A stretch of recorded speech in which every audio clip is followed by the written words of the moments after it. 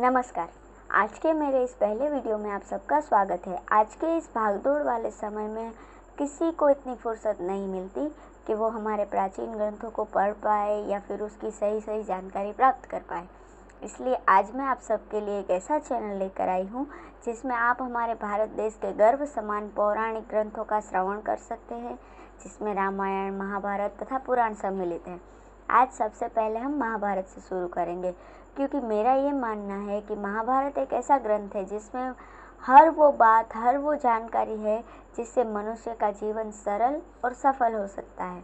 और आप सबसे ये मेरा विनम्र अनुरोध है कि यदि आप रोज़ ये पाठ सुनना चाहते हैं तो मेरे चैनल को सब्सक्राइब कर लें, और आपके संपर्क में ये जानकारी प्राप्त करना चाह रहे लोग हैं या फिर हमारे बड़े जो कि ये सब जानना पसंद करते हैं और सुनना पसंद करते हैं, तो उनके साथ शेयर ज़रूर कीजिए।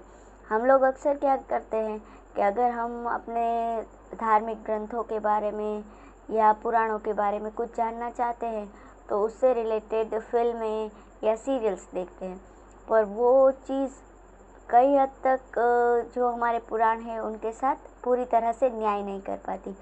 तो मैं ये आपके लिए एक छोटा सा माध्यम लेकर आई हूँ जिससे मैं हमारे ग्रंथों को अक्षरशः आप तक पहुँचा सकूँ। और इस वीडियो में किसी भी ग्रंथ कथा में मेरे द्वारा दी गई जानकारी पूरी तरह से पुराणों पर आधारित है। इसमें मेरे द्वारा एक भी शब्द का यहाँ से वहाँ फेरबदल नहीं किया गया है। धन्यवाद। चलिए शुरू करते हैं। संक्षिप्त महाभारत आदि पर्व ग्रंथ का उपक्रम। नारायणं नमस्कृत्यं नरं चैव नरोत्तमं देवीं सरस्वतीं व्यासं ततो जयमुदीरयेत्। अंतर्यामी नारायण स्वरूप भगवान श्री कृष्ण, उनके सखा नर रत्न अर्जुन, उनकी लीला प्रकट करने वाली भगवती सरस्वती और उसके वक्ता भगवान व्यास को नमस्कार करके आसुरी संपत्तियों का नाश करके अंतःकरण पर विजय प्राप्त कराने वाला महाभारत ग्रंथ का पाठ करना चाहिए। ओम नमो भागवते वासुदेवाय, ओम नमः पितामहाय, ओम नमः प्रजापतिभ्यः, ओम नमः श्री कृष्ण देवपायनाय, ओम नमः सर्व विघ्न विनायकेभ्यः। लोहमर्षण के पुत्र उग्रश्रवा सूत वंश के श्रेष्ठ पौराणिक थे। एक बार जब नैमिषारण्य क्षेत्र में कुलपति शौनक 12 वर्ष का सत्संग सत्र कर रहे थे, तब उग्रश्रवा बड़ी विनायक के साथ सुख से बैठे थे। व्रतनिष्ठ ब्रह्मर्षियों के पास आए। जब नैमिषारण्यवासी तपस्वी ऋषियों ने देखा कि उग्रश्रवा हमारे आश्रम में आ गए हैं, तब उनसे चित्र विचित्र कथा सुनने के लिए उन लोगों ने उन्हें घेर लिया। उग्रश्रवा ने हाथ जोड़कर सबको प्रणाम किया और सत्कार पाकर उनकी तपस्या के संबंध में कुशल प्रश्न किए। सब ऋषि मुनि अपने अपने आसन पर विराजमान हो गए और उनकी आज्ञा अनुसार वे भी अपने आसन पर बैठ गए।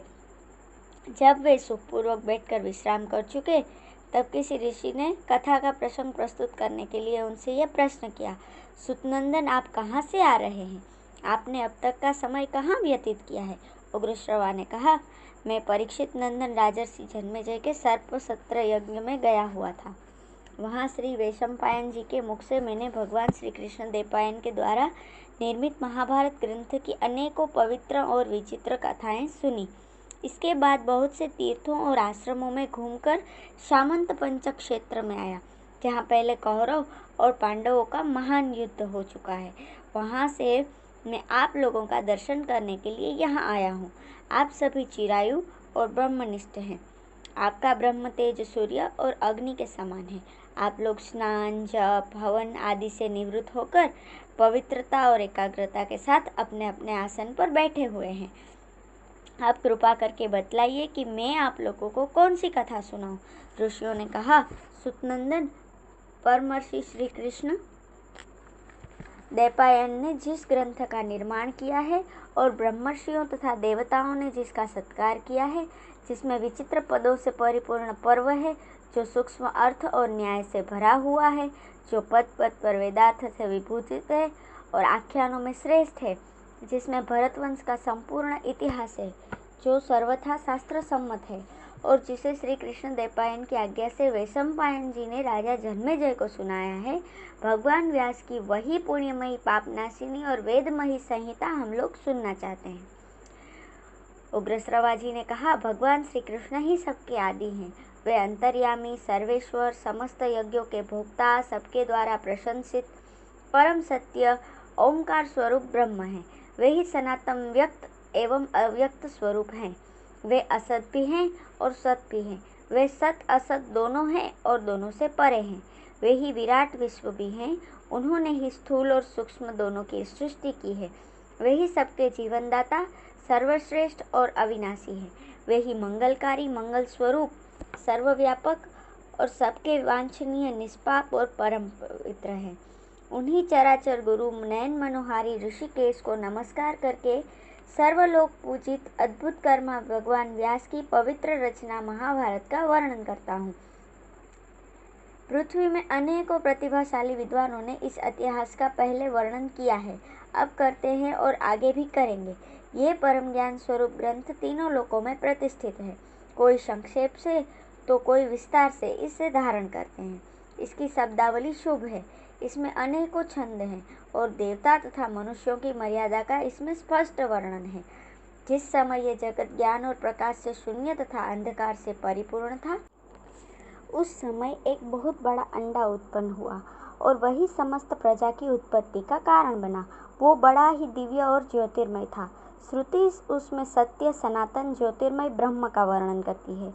वह ब्रह्म अलौकिक, अचिंत्य, सर्वत्र सम, अव्यक्त, कारण स्वरूप तथा सत और असत दोनों है। उसी अंडे से लोक पितामह प्रजापति ब्रह्मा जी प्रकट हुए।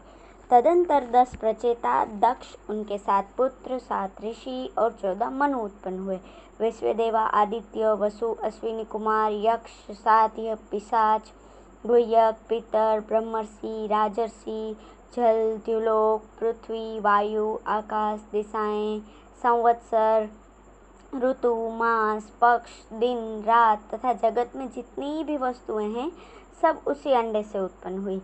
ये संपूर्ण चराचर जगत प्रलय के समय जिससे उत्पन्न होता है, उसी परमात्मा में लीन हो जाता है। ठीक वैसे ही जैसे ऋतु आने पर उसके अनेकों लक्षण प्रकट हो जाते हैं और बदलने पर लुप्त हो जाते हैं, इसी प्रकार ये कालचक्र जिससे सभी पदार्थों की सृष्टि और संहार होता है, अनादि और अनंत रूप से सर्वदा चलता रहता है। संक्षेप में देवताओं की संख्या 33,3333 है। विश्वानक के 12 पुत्र हैं। दिवपुत्र, बृहद्भानु, चक्षु, आत्मा, विभावसु, सविता, रुचिक, अर्क, भानु, आशावर, रवि और मनु। मनु के 2 पुत्र हुए, देवभ्राट और सुभ्राट। सुभ्राट के 3 पुत्र हुए, दशज्योति, सतज्योति और सहस्त्रज्योति। ये तीनों ही प्रजावान और विद्वान थे।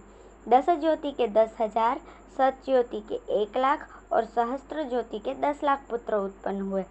उन्हीं से कुरु, यदु, भरत, ययाति और इक्ष्वाकु आदि राजवंशियों के वंश चले।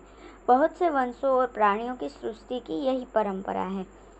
भगवान व्यास समस्त लोक, भूत, भविष्य, वर्तमान के रहस्य, कर्म, उपासना, ज्ञान रूप वेद, अभ्यास युक्त योग, धर्म, अर्थ और काम, सारे शास्त्र तथा लोक व्यवहार को पूर्ण रूप से जानते हैं।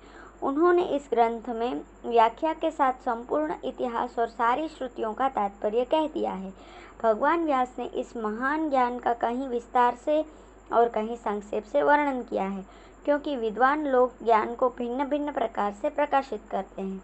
उन्होंने तपस्या और ब्रह्मचर्य की शक्ति से वेदों का विभाजन करके इस ग्रंथ का निर्माण किया है और सोचा कि इसे शिष्यों को किस प्रकार पढ़ाऊं। भगवान व्यास का यह विचार जानकर स्वयं ब्रह्मा जी उनकी प्रसन्नता और लोकहित के लिए उनके पास आए। भगवान वेदव्यास उन्हें देखकर बहुत ही विस्मित हुए और मुनियों के साथ उठकर उन्हें हाथ जोड़कर प्रणाम किया तथा आसन पर बैठाया। स्वागत सत्कार के बाद ब्रह्मा जी की आज्ञा से वे भी उनके पास ही बैठ गए।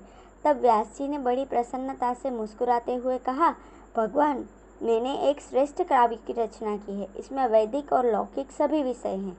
इसमें वेदांग सहित उपनिषद, वेदों का क्रिया विस्तार, इतिहास, पुराण, भूत, भविष्यत और वर्तमान के वृतांत, बुढ़ापा, मृत्यु, भय, व्याधि आदि के भाव अभाव का निर्णय, आश्रम और वर्णों का धर्म, पुराणों का सार, तपस्या, ब्रह्मचर्य, पृथ्वी, चंद्र, सूर्य, ग्रह, नक्षत्र, तारा और युगों का वर्णन, उनका परिमाण, ऋग्वेद, यजुर्वेद, सामवेद, अथर्ववेद, आध्यात्म, न्याय, शिक्षा, चिकित्सा, दान, पाशुपत धर्म, देवता और मनुष्यों की उत्पत्ति, पवित्र तीर्थ, पवित्र देश, नदी, पर्वत, वन, समुद्र, पूर्वकल्प, दिव्य नगर, युद्ध कौशल, विविध भाषा, विविध जाति, लोक व्यवहार और सब में व्याप्त परमात्मा का भी वर्णन किया है, परंतु पृथ्वी में इसको लिख लेने वाला कोई नहीं मिलता।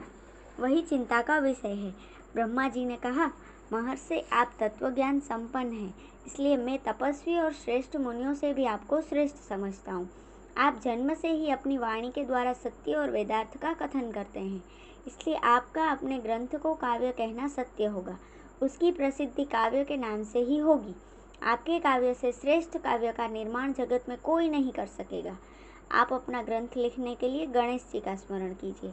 ये कहकर ब्रह्मा जी तो अपने लोक को चले गए और व्यास जी ने गणेश जी का स्मरण किया। स्मरण करते ही भक्त वांछा कल्पतरु गणेश जी प्रकट हुए। व्यास जी ने पूजा करके उन्हें बिठाया और प्रार्थना की, भगवान, मैंने मन ही मन महाभारत की रचना की है, मैं बोलता हूँ, आप उसे लिखते जाइए। गणेश जी ने कहा, यदि मेरी कलम एक क्षण के लिए भी न रुके तो मैं लिखने का काम कर सकता हूँ। व्यास जी ने कहा, ठीक है, किंतु आप बिना समझे न लिखिएगा। गणेश जी ने तथास्तु कहकर लिखना स्वीकार कर लिया। भगवान व्यास ने कौतूहलवश कुछ ऐसे श्लोक बना दिए जो इस ग्रंथ की गांठ है। इसके संबंध में उन्होंने प्रतिज्ञा पूर्वक कहा है कि 8800 श्लोकों का अर्थ मैं जानता हूँ। सुखदेव जानते हैं, संजय जानते हैं या नहीं, इसका कुछ निश्चय नहीं है। वे श्लोक अब भी इसी ग्रंथ में हैं। बिना विचार किए उनका अर्थ नहीं खुल सकता। और तो क्या, सर्वज्ञ गणेश जी जब एक क्षण तक उन श्लोकों का अर्थ विचार करते थे, उतने में ही महर्षि व्यास दूसरे बहुत से श्लोकों की रचना कर डालते थे। ये महाभारत ज्ञान रूप अंजन की सलाई से अज्ञान के अंधकार में भटकते हुए लोगों की आंखें खोलने वाला है। इस भारत रूपी सूर्य ने धर्म, अर्थ, काम और मोक्ष चारों पुरुषार्थों का संक्षेप और विस्तार से वर्णन करके लोगों का अज्ञान अंधकार नष्ट कर दिया है। इस भारत रूपी पूर्ण चंद्र ने श्रुत्यर्थ रूप चंद्रिका को छिटकाकर मनुष्यों की बुद्धि रूप कुमुदों को विकसित कर दिया है। इस इतिहास रूप दीपक ने संसार के तहखाने को उजाले से भर दिया है। भगवान श्री कृष्ण देवपायन इस ग्रंथ में कुरुवंश का विस्तार, गांधारी की धर्मशीलता, विदुर की प्रज्ञा, कुंती के धैर्य, दुर्योधन आदि की दुष्टता और पांडवों की सत्यता का वर्णन किया है। इसकी प्रत्येक कथा से भगवान श्री कृष्ण की अनिर्वचनीय महिमा प्रकट होती है। ये महाभारत रूप कल्पवृक्ष समस्त कवियों के लिए आश्रय स्थान है। इसी के आधार पर सब अपने अपने काव्य का निर्माण करेंगे। जो श्रद्धापूर्वक महाभारत का अध्ययन करता है उसके सारे पाप नष्ट हो जाते हैं, क्योंकि इसमें देवर्षि, ब्रह्मर्षि, देवता आदि के परम पवित्र कर्मों का वर्णन है। इसमें सनातन पुरुष भगवान श्री कृष्ण का स्थान स्थान पर कीर्तन है।